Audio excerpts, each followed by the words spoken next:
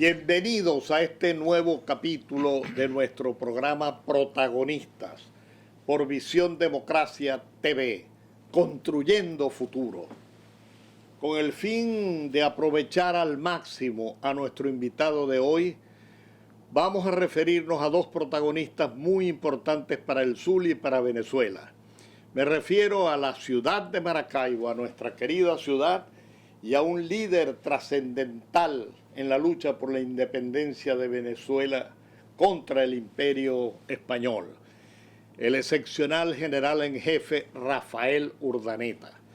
Como podemos destacar, los aniversarios de nuestra querida ciudad Maracaibo es el 8 de septiembre, y del que llegó a ser presidente de la Gran Colombia, el general en jefe Rafael Urdaneta, el 24 de octubre. Estos dos aniversarios están muy cerca y en consecuencia les queremos hacer un homenaje con motivo de estos aniversarios y realizaremos este programa con otro protagonista de la intelectualidad zuliana. Me refiero al doctor Ángel Lombardi. El doctor Lombardi es historiador y escritor, doctorado en Historia en la Universidad Complutense de Madrid, que como ustedes saben es una de las más prestigiosas de España y de Europa. Doctorado honoris causa, Universidad Rómulo Gallegos, Guárico, Venezuela. Doctorado honoris causa, Universidad Simón Bolívar, Barranquilla, Colombia. Ex rector de la Universidad del Zulia del 92 al 96. Ex rector de la Universidad Católica Cecilio Acosta, también a partir de 1998 hasta el 2017. Hasta el 2017. Autor de una cantidad de trabajos, libros, en fin. De manera que bienvenido. Fernando, gracias por la invitación. Mira, y a mí me gustaría que iniciáramos esta conversación haciéndote una pregunta un poco personal, pero que tiene que ver con los aniversarios que estamos festejando. ¿Cómo te sientes tú cuando estás fuera de Maracaibo, aun cuando estés dentro de Venezuela? Bueno, yo lo he expresado en otras ocasiones, cuando uno escucha la canción Lluvia del maestro Sánchez.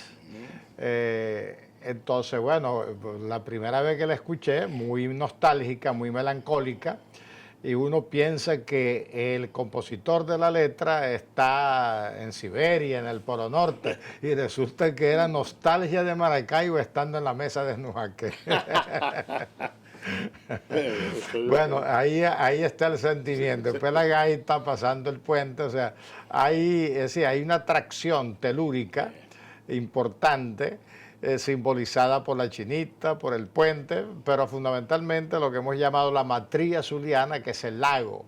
Así es. Porque por ahí llegó el culto a la chinita, por allí llegó el nombre de Venezuela, por ahí llegó prácticamente el asomarnos al mundo global.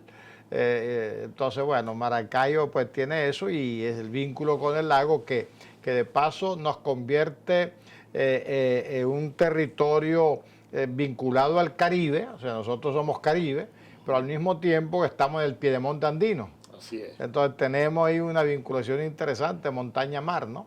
Y bueno, en Maracaibo, un poco Maracaibo Puerto, la Plaza Varada, etcétera, simboliza todo eso. Mira, y todo el mundo habla, tú, yo, todos, de Maracaibo y su lago, ahora que lo estás mencionando, lo que has dicho es totalmente correcto, pues. ¿Por qué entonces la ciudad, qué se deberá que la ciudad ha vivido en la práctica, por lo menos en las últimas décadas, de espalda al lago? Bueno, eso es importante la observación en las últimas décadas, porque realmente hasta el petróleo, Maracaibo era una ciudad muy vinculada al lago. Primero, si uno ve la costa de Maracaibo, hay mucho relleno hoy, entonces lógicamente mucha gente quizás no lo sabe, pero son pequeñas bahías.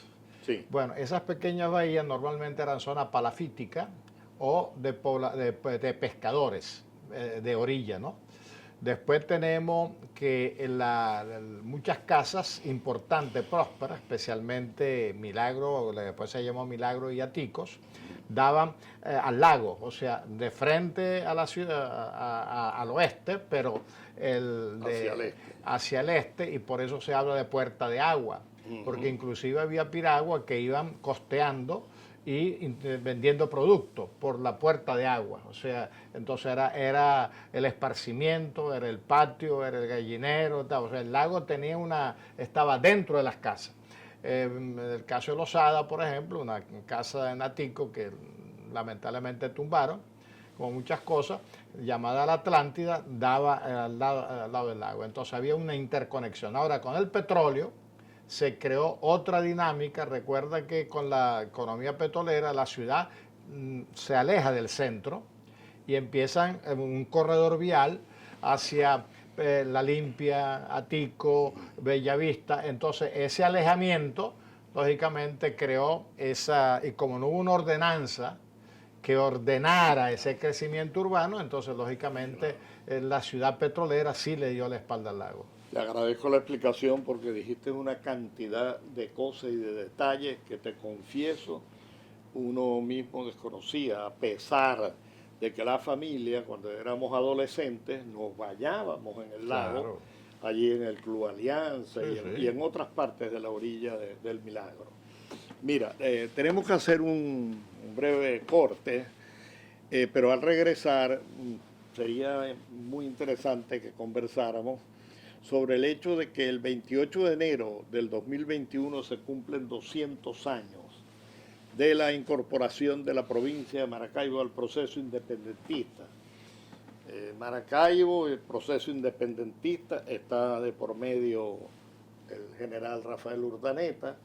¿Cómo fue la participación de él en este proceso? Vamos a un breve corte y regresamos inmediatamente.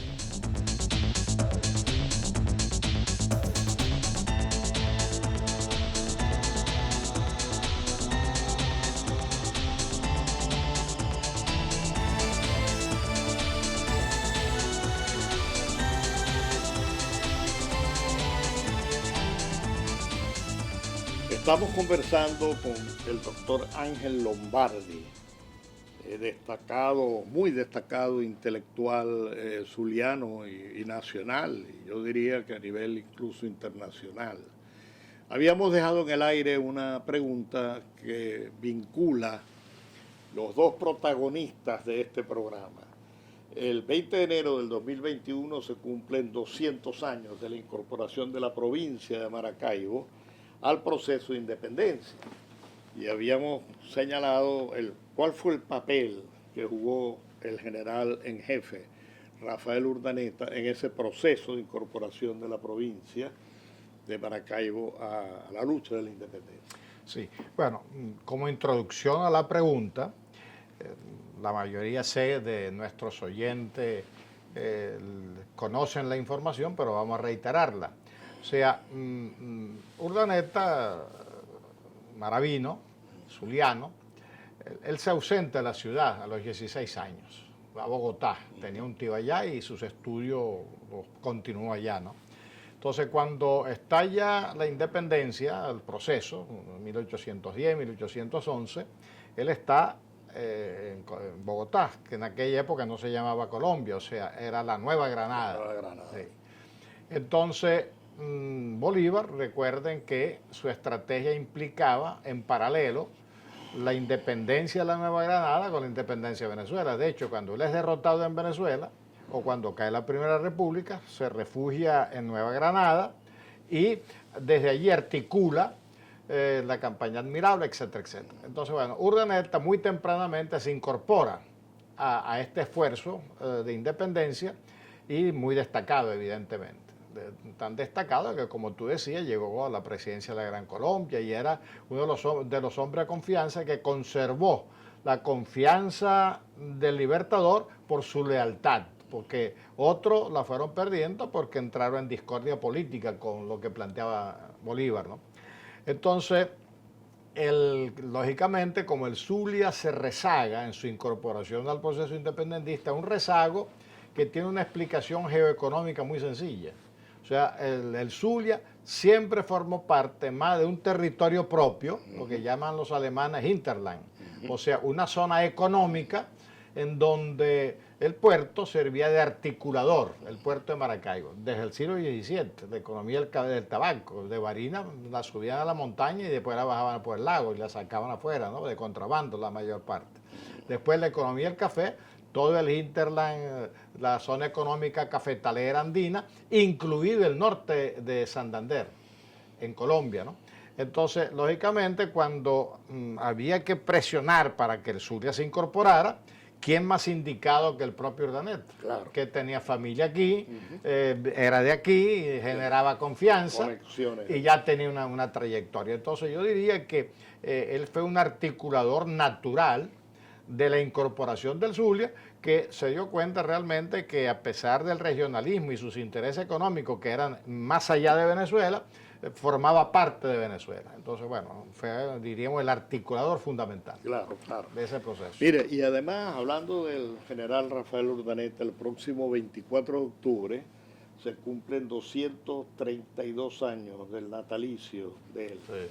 Yo creo que es bien oportuno precisar y comentar qué lecciones podríamos nosotros sacar de su vida y de su acción, de sus vivencias, trasladándolas al presente venezolano. Mira, normalmente cometemos un error cuando hablamos de la vigencia de alguien y bueno, y de pronto pretendemos que ideas del siglo XVIII son válidas en el siglo XX o XXI.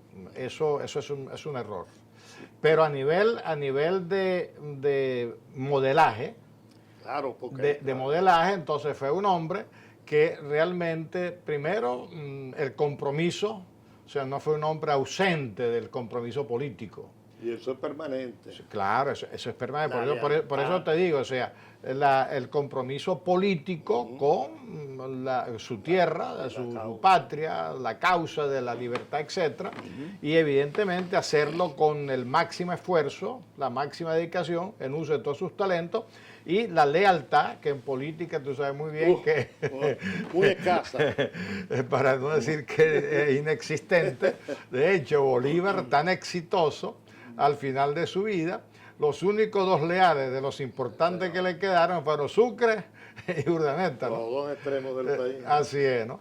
Entonces, bueno, así que entonces, en ese sentido, pues él representa muy bien la zulianidad como compromiso político y servicio leal a una causa de la independencia. Así que yo creo que es un valor válido que nosotros lo exaltemos, ¿no? Qué bueno, mira.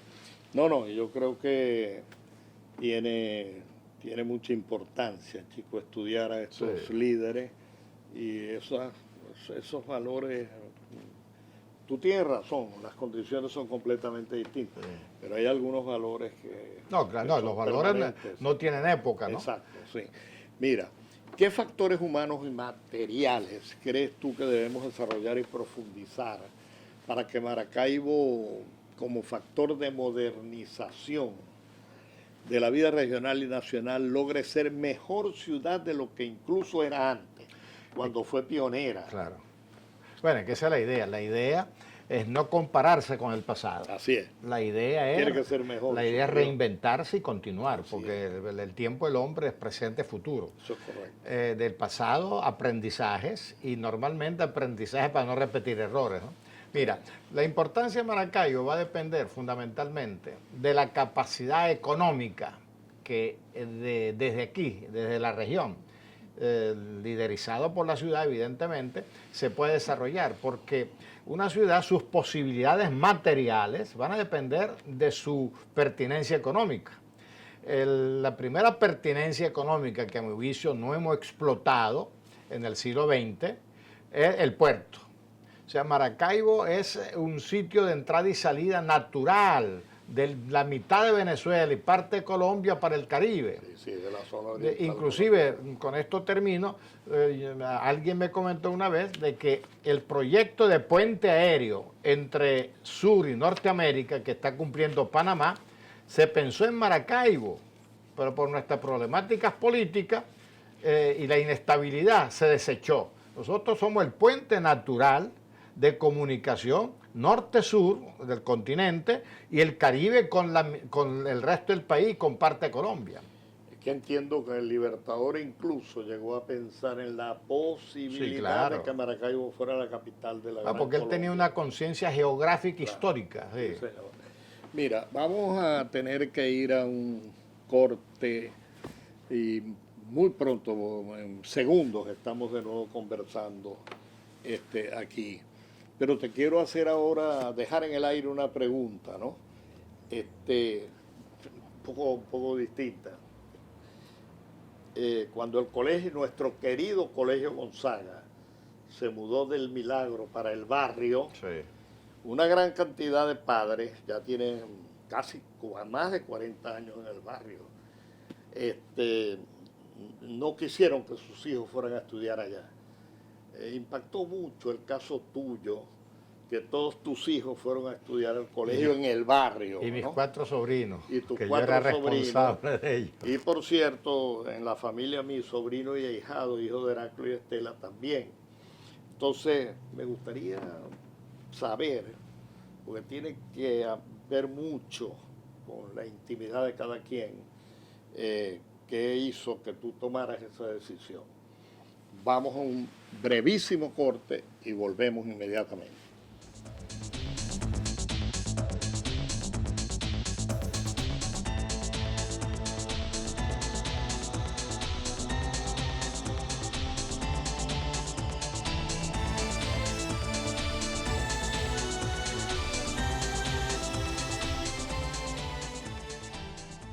Estamos conversando con el doctor Ángel Lombardi, ex rector de la Universidad del Zulia y de la Universidad Católica, antes de Cecilio Acosta.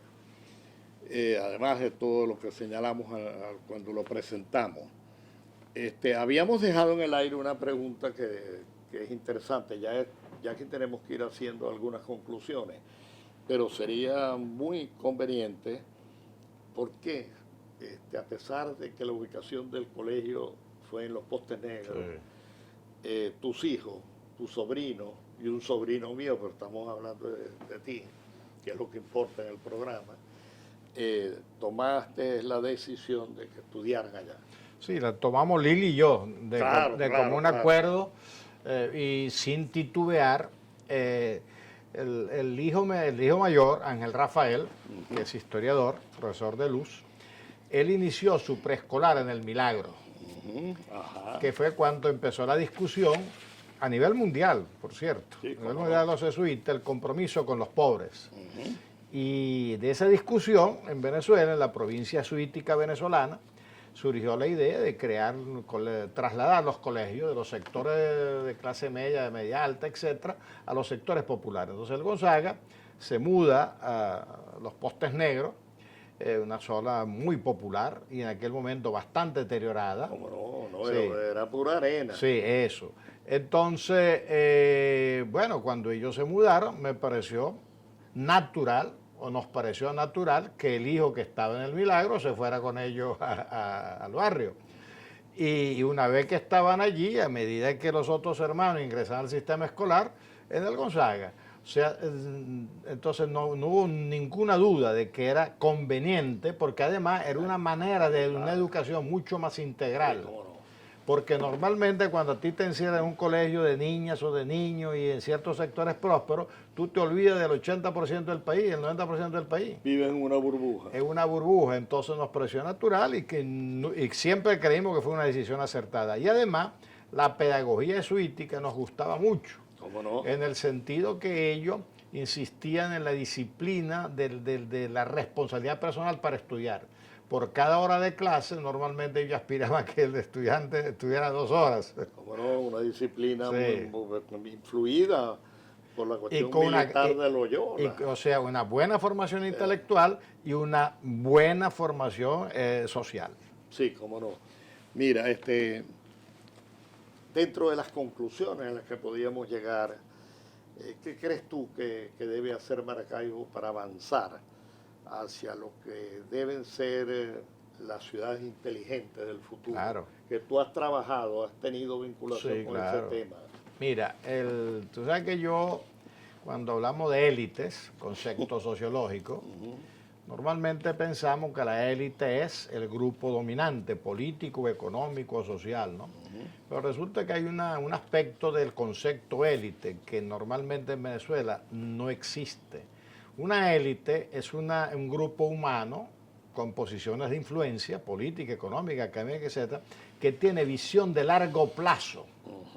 Mientras que las élites nuestras son gente que por X circunstancias se enriqueció o ocupa cargos importantes, pero su visión es de corto plazo y de enriquecimiento personal casi siempre. Y rápido, bueno, corto Y plazo. familiar. Entonces, lógicamente, si no tenemos una élite, y cuando decimos élite ilustrada, realmente estamos pensando en eso, no que sean ignorantes o no, sino que tengan visión de largo plazo y además visión de ciudad, de comunidad, de estado, de país, porque si no, no pasamos a ser pulperos. Entonces, es fundamental aprovechar la situación geográfica, aprovechar la tradición portuaria y aprovechar el desarrollo de una élite responsable con visión de futuro. Para avanzar hacia lo que ahora llaman ciudades inteligentes. ¿No? Sí. Yo no sé qué opinas tú, me lo imagino, pero no sé. Yo creo que mientras exista pobreza, hambre, suciedad e inseguridad, ninguna ciudad del mundo será próspera ni feliz, ¿no? Por lo tanto, creo que es fundamental que los integrantes de la ciudad y del país busquen liderazgos que sean capaces de corregir estas anomalías. Sí, claro. Ahora, una ciudad por sí misma, imposible que modifique la estructura social del país. Claro. O sea, que la pobreza no se ubique en Maracaibo y Cabima y en Caracas, No, Caracas, sino que es general. Entonces, tiene que haber un modelo de desarrollo nacional, integrado en la economía moderna, descentralizado. Claro. Entonces, ese punto es clave. Claro. Porque a nivel profesional en Venezuela tenemos ya la gente competente. Mira, si tú quieres diseñar la ciudad del siglo XXV, aquí hay gente preparada para eso. La Facultad de Arquitectura nuestra es buena, el profesional venezolano es bueno. Muy bueno. Entonces lo que necesitamos es estar claro hacia dónde queremos ir y cómo queremos ir. Y eso es liderazgo. ¿Sabes? Claro. Y cómo influir en el ánimo de la Sí. gente. Bueno, mira, yo creo que para relanzar a Venezuela a un futuro luminoso, deberíamos buscar la forma de que en el presente, adaptándonos a las circunstancias actuales, ese liderazgo combine aquellas cosas permanentes que tenía Urdaneta, que demostró ser un gran guerrero, por una parte, y tener un gran sentido ético de la vida y de la lucha. Enorme, un sentido ético tan grande de estar devolviendo los viáticos en el momento en que muere, diciéndole a los hijos que devuelvan lo que sobraron de los viáticos en su viaje a París, ¿no? Entonces, si se lograra combinar en el liderazgo ese espíritu guerrero de lucha, pues, con ese sentido ético. Mira, definitivamente es importante. De hecho, yo creo que el valor humano realmente radica en eso. O sea, si uno es mejor persona o peor persona. Y eso tiene que ver con dos aspectos. El aspecto moral personal, o sea, que cada quien sea coherente entre lo que piensa, dice y hace, y una ética social sustentado en la ley. Porque el problema nuestro realmente no es la tentación, sino que tú caes en la tentación y hay impunidad. Exacto. O sea, decir que no hay ladrones en la administración pública, ningún país del mundo se salva, ninguno. Claro. El problema, entonces, eso va a depender de la moral de cada quien, pero el problema es que el que falla y abusa tiene que ser castigado por la ley. Entonces, el problema venezolano no es la tentación al mal, sino que tú puedes hacer lo que sea que no pasa nada. La impunidad. Claro. Entonces, tenemos el discurso de la contra la corrupción, pero la corrupción sigue siendo impune en todos los periodos históricos venezolanos. Entonces, el hombre honrado es una excepción. Sí, lo cual es una tragedia. En términos públicos, ¿no? Sí, hay que cambiarlo. Mira, en la televisión el tiempo atropella. Esta conversación debía haber durado más de una hora. Seguiremos en contacto Claro. en el futuro. Y esperamos que muy pronto nos volvamos a ver de nuevo en este programa Protagonistas por Visión Democrática TV. Visión Democracia TV, perdonen. Y construyendo futuro, como dice el lema del canal.